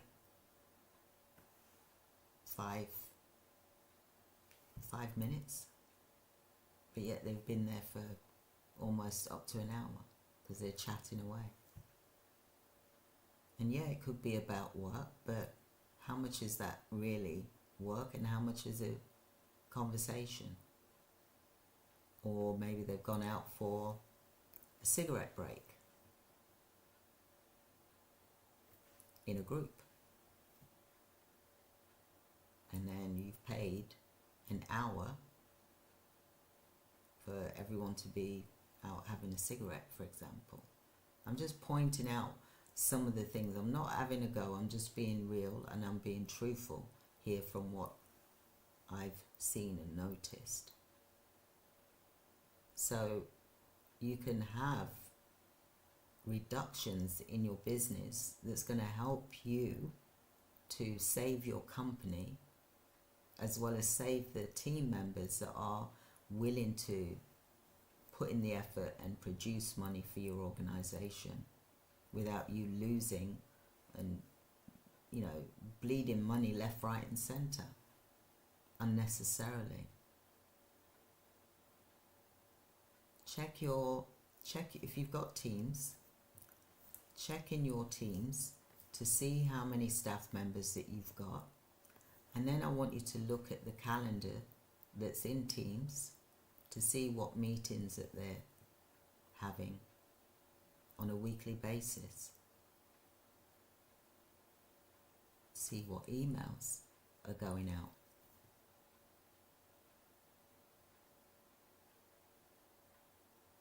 It's time to get real. Time to get real. We cannot afford to be slack. It's time to get lean. It's time to be the eagle, have the eagle mentality, because we cannot afford to bring slackers into 2025 into our business. We can't. It will kill your business. So keep focused. What is your structure? What are the daily tasks? What is the actions? Who's accountable? What's the accountability like? Are you meeting with your staff members weekly and then they're talking to you about what they're doing, what they've done? Have you held them accountable from the meeting that you held with them last time to the meeting that you've held with them today?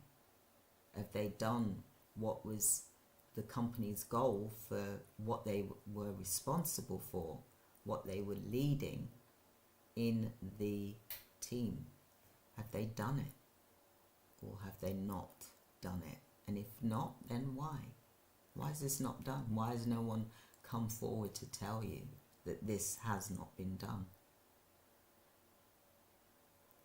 So I just want to give you some examples. So you need to do weekly checks.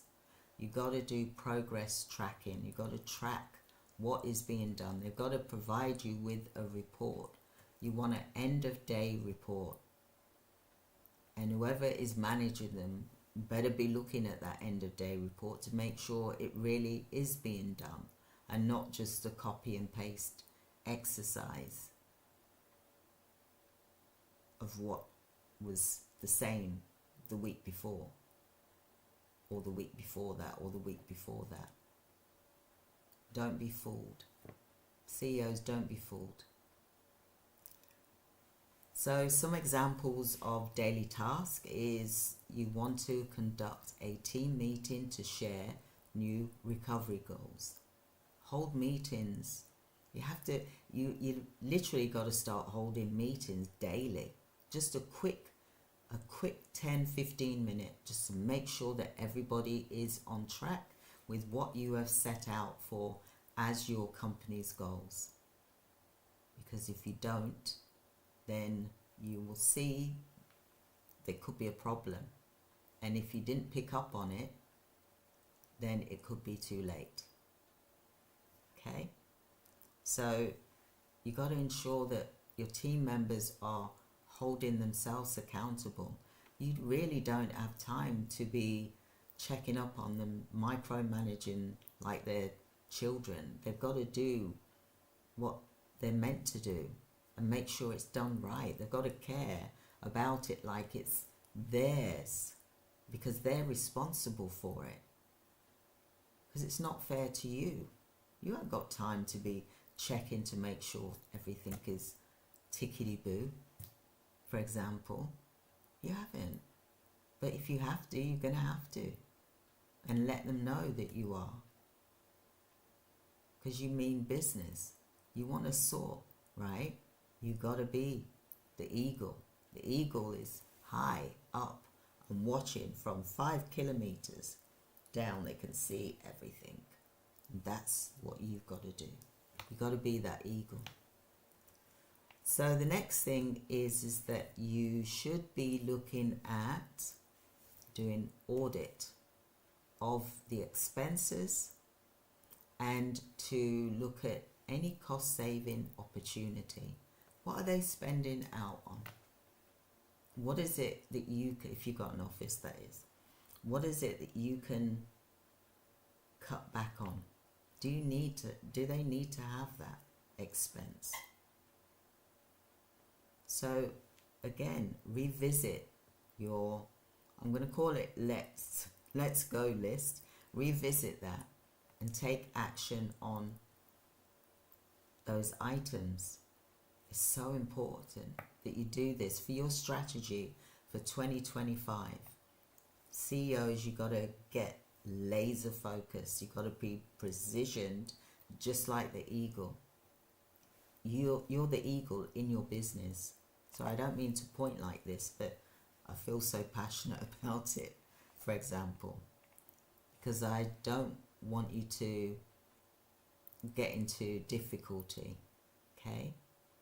So CEOs, I want to know what actionable steps that you're going to implement to change, and I want you to look at building momentum like the eagle. When the eagle's flying, it's building momentum to soar higher and higher and higher. So what momentum are you building in your business, for example? So learn how to restructure your debts and manage assets effectively. So how are you going to restructure your debts? You can get rid of some of them if you don't need them. For example, give time frames for when it stops. So you let them know, whoever it is that you've got the software, for example, with, you need to give them notice. And you need to give them notice like now. Now's the time to do it. If it's a month's notice they need, then you get onto it and give them that month. Send that email. Check, see what people are using in your business, because that's a big clue that you need to get rid of that. You want to look at creating multiple income streams to safeguard against economic downturns. And I know I've spoken about subcontracting, I've spoken about other things, but also I've got videos here for side hustles, for example. But let me tell you, YouTube is also a good one as well. It is a good income stream, and it is regular. I mean, I've been pushing things, I've been going on here daily, for example, but I'm starting to see the algorithms change. I'm starting to see that I'm starting to get like regular monthly income from YouTube, and I've done that as a beta test to see for you, to show you that it does work. You could even do a faceless channel. Start it now, and I'm going to do a training on that, don't worry. Start it now, so that by the time April comes and May, you've got some money coming in each month to help pay for your crisis fund and put it into a crisis fund. There's lots of ways that you can get money in for your crisis fund, and that's what I want to share with you today. So like with my YouTube channel, I got paid, I know it wasn't much. My first check was 151, my second was 97, just under £100, for example. And that's without me trying really hard, but now I am trying really hard because I want to see what happens next month, January. Okay, because I'm doing this because I want you to see that it does work. So even if you don't want to show your face, you can do a faceless YouTube channel. YouTube are paying creators like you. You don't have to be a guru or, you know, anyone massive, you know, like a Mr. Beast or anything like that. You can start off small and be genuine, for example, and you know, if you get an extra 300, 400, 500 a month, that'll help you to pay for your business, won't it? You don't even have to go out to work an extra day a week, for example. Do YouTube and do a video, and then you'll start to get paid monthly. But you need to make sure that you're in a steady pace for that as well. But I just wanted to mention that. So if anyone is interested in setting up a YouTube channel, I'm going to be doing some training on that, because I've done it. I've had YouTube for like 10 years now, and I've only just started doing things with it really strongly, for example. But YouTube has also helped me to get clients, but YouTube revenue has only just come about because I only became monetized, for example, 2 months ago. So again, learn how to restructure your debt and manage assets effectively. Create multiple income streams to safeguard against the economic downturns. CEO, you need to create successful habits, daily habits of top performing leaders.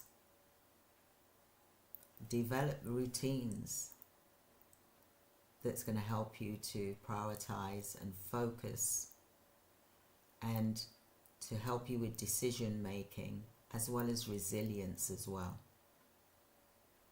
So learn how to streamline your business with qualified, trained. We've also got virtual assistants through our agency, but you can also train apprenticeships that's in your community that is waiting for work as well. Motivation, you need to have that motivation. And I want you to be able to create resilience and overcome the challenges to really help you through any difficulties, because you're going to face challenges. That is life. We all face challenges, and we've got to learn how we are going to overcome them without it affecting our business, because I've let my challenges affect my business due to loss of a loved one. You know, you need to take that time out, but you also need to be able to look at how you're going to move forward, because you can't just stop your business, for example. Well, you can, but you know, it's not a good thing to do, for example. So I want to know, what is your steps that you're going to take right away to help you to start in your recovery journey. Because what I want to say to you all is that we are business leaders, and we are going to be faced with these challenges, and 2025 is going to be a whole nother challenge that we're going to be faced with. And you're possibly, well, not possibly, you're hearing it in the news all the time. This is closing down, this is not doing, they're going to close down their store, there's not enough, retail stores are closing down, possibly post offices are closing down, cash points, they're getting rid of cash points. All of these things we're hearing about, but what we've got to look at is how we're going to navigate them, because it's like when you're running, yeah, you're doing like long jump, or you're doing an obstacle track race. You come across that obstacle, you jump over it, right? And then you run again, and then there's another obstacle and you jump again. And we're going to be faced with some stuff, but it's nothing new from what happened from before. Like I said, I faced 3 recessions in my businesses, and I've had multiple businesses, and I've faced 3 recessions, and I'm sure that this is going to be the 4th next year. We know that a recession is coming up, but it's how we cope with that recession. And that recession can become your opportunity to grow and to see it as a challenge. And that's what I want for you, is to grow in your business and to take advantage, just like how the Warren Buffetts, the billionaire companies, they're taking advantage of the recession. And you can do the same too. And that's what I want for you, for all of you to do that. So let's grow and let's rise together. Let's be the eagle and soar to new heights in our businesses. And let's create a barrier so that we're protected as well, so that when you do get hit by the storm, you'll be able to overcome that storm. So I hope that you've enjoyed today's training, and watch the video again. I do want you to watch the 30-day challenge, the CEO challenge, but also watch our business recovery videos as well. I'm going to be on here again tomorrow at 2 p.m. UK time. That's 9 a.m. American time, for example. And I know today was like 2 hours, but what I'd like for you to do is to spend the rest of this time listening to this video again and getting your journal out and writing from your journal, for example. Write on your journal. Get a big piece of paper, notepad, and write. Listen to this video again.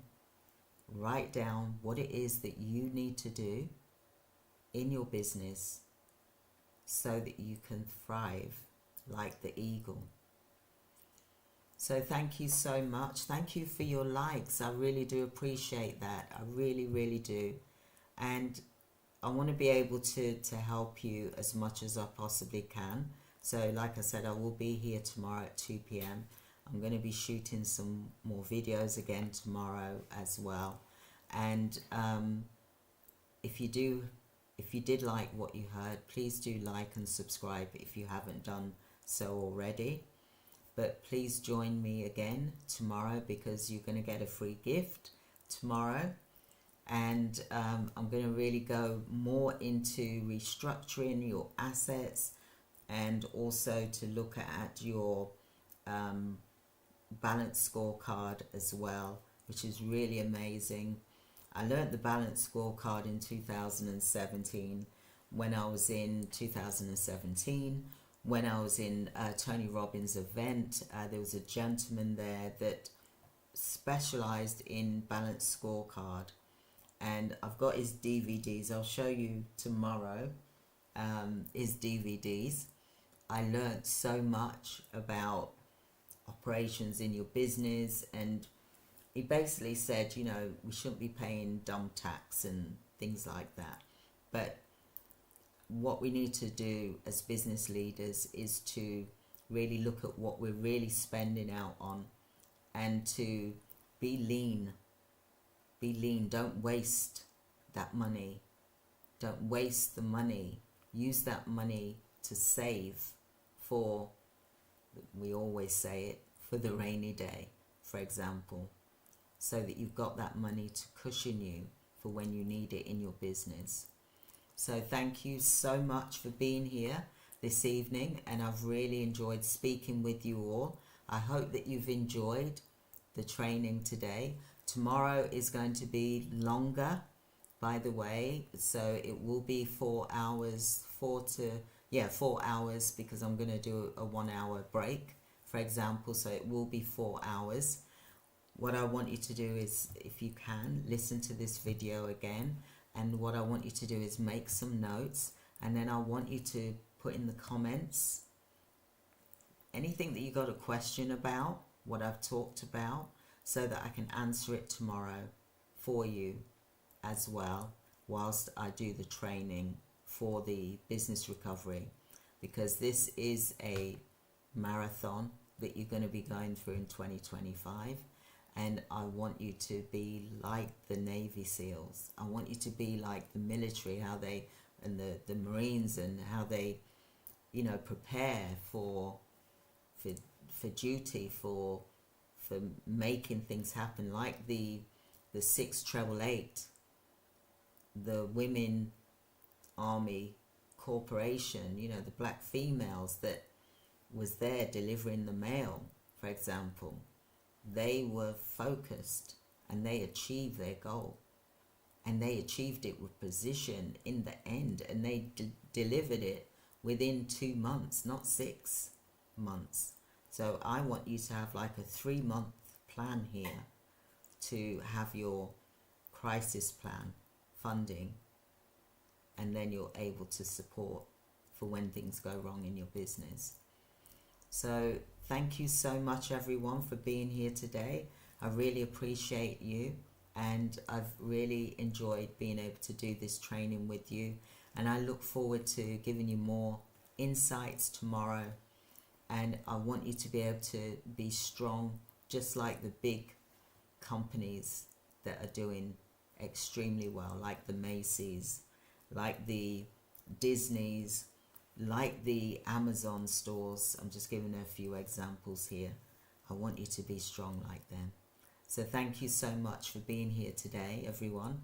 Have a blessed day, and I will see you tomorrow at 2 p.m. UK time. Thank you. Goodbye.